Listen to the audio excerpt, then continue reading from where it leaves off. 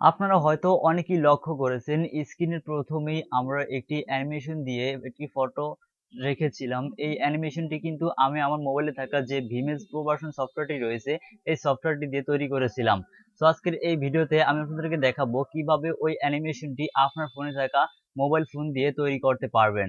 So সেজন্য আমাদের প্রয়োজন হবে ভিমেজ অ্যাপস। তো আপনারা হয়তো অনেকেই ভিমেজ অ্যাপসটির নাম শুনেছেন, কিন্তু অনেকেই হয়তো আবার এটি ইনস্টল করলে ব্যবহার করতে পারেন নাই অনেক প্রবলেমের জন্য। তো আজকের এই ভিডিওতে আপনারা সেই প্রবলেমগুলো আলোচনা করে আপনাদেরকে আমি হেল্প করার চেষ্টা করব সেই প্রবলেমগুলো থেকে। সো আপনারা যদি ভিমেজ সফটওয়্যারটি ডাউনলোড করে না থাকেন তাহলে আই বাটনে ক্লিক করে একটি ভিডিও দেখে আসলে অবশ্যই ভিমেজ সফটওয়্যারটি ডাউনলোড করতে পারবেন।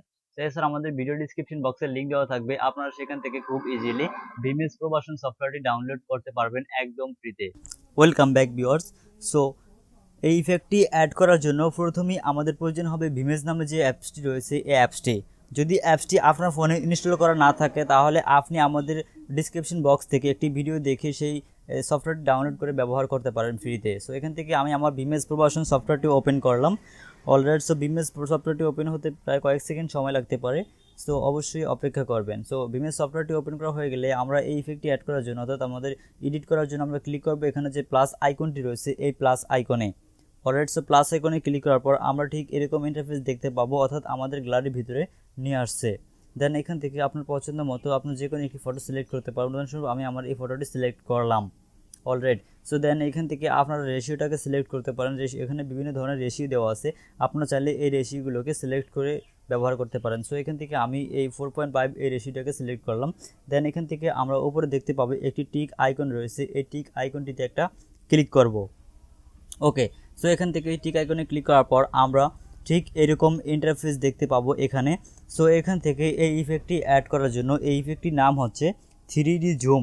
সো এই ইফেক্টটি অ্যাড করার জন্য আমরা ক্লিক করব এখান থেকে এই 3D জুম নামে যে অপশনটি রয়েছে এই অপশনটির উপরে অলরেডি। সো এই অপশনটির উপরে ক্লিক করার পর আমরা এখানে কিছুক্ষণ অপেক্ষা করব।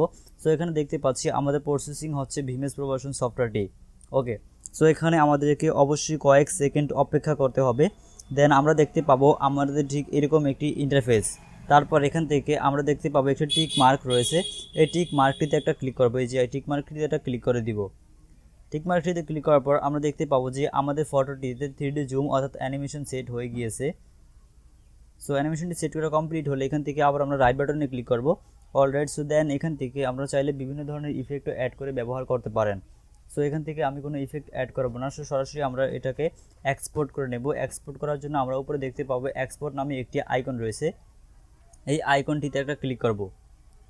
ওকে, সো এখান থেকে আমি আমার যে এক্সপোর্ট আইকনটি রয়েছে এক্সপোর্ট আইকনটিতে একটা ক্লিক করলাম অলরেডি। সো তারপর আমার সামনে ঠিক এরকম একটি ইন্টারফেস ওপেন হবে। দেন এখান থেকে আপনারা ভিডিও রেজলিউশনটাকে সিলেক্ট করতে পারেন। সো এখানে ভিডিও রেজলিউশন সিলেক্ট করার জন্য আপনারা এখান থেকে আপ ডাউন এবং স্ক্রল ডাউন করলে আপনারা এই রেজলিউশনগুলো চেঞ্জ করতে পারবেন। সো দেন আমি এখান থেকে হাই রেজলিউশনটাকে সিলেক্ট করলাম।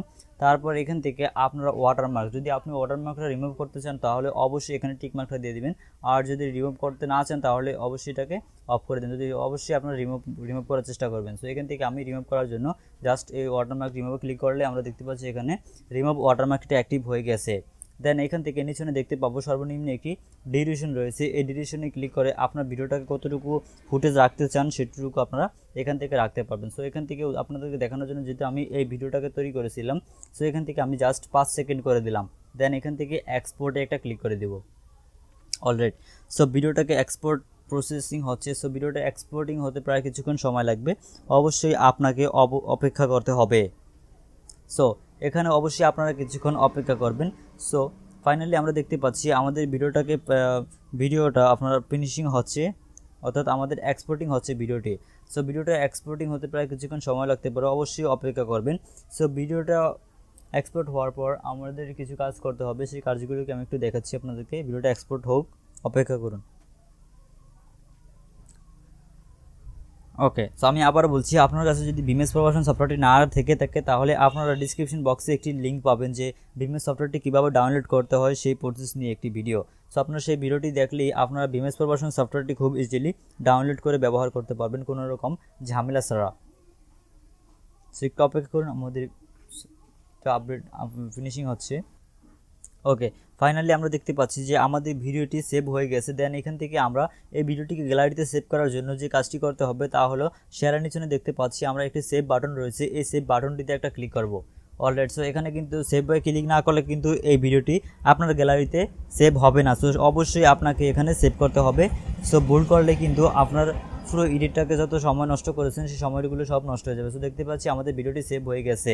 আজকের এই ভিডিওটি যদি আপনি প্রথম থেকে লাস্ট পর্যন্ত মনোযোগ সহকারে দেখে থাকেন, আই হোপ আপনি এই অ্যানিমেশনটি আপনার মোবাইল দিয়ে তৈরি করতে পারবেন। সো যদি ভিডিওটি ভালো লেগে থাকে তাহলে অবশ্যই ভিডিওতে একটি লাইক দিতে একদম ভুলবেন না। আর যদি ভিডিওটি বুঝতে কোথাও কোনো সমস্যা হয় এখনই কমেন্ট করে জানাতে পারেন। এছাড়া আপনি যদি আমার কাছ থেকে টেকনোলজি বিষয় বা অন্যান্য বিষয়ে হেল্প পেতে চান তাহলে সরাসরি আমাদের ফেসবুক পেজে কানেক্ট করে আমার সাথে কন্ট্যাক্ট করে হেল্প পেতে পারেন। তো দেখা হচ্ছে খুব শীঘ্রই নতুন কোনো ভিডিও নিয়ে। সে পর্যন্ত সকলে সুস্থ থাকুন। আল্লাহ হাফেজ।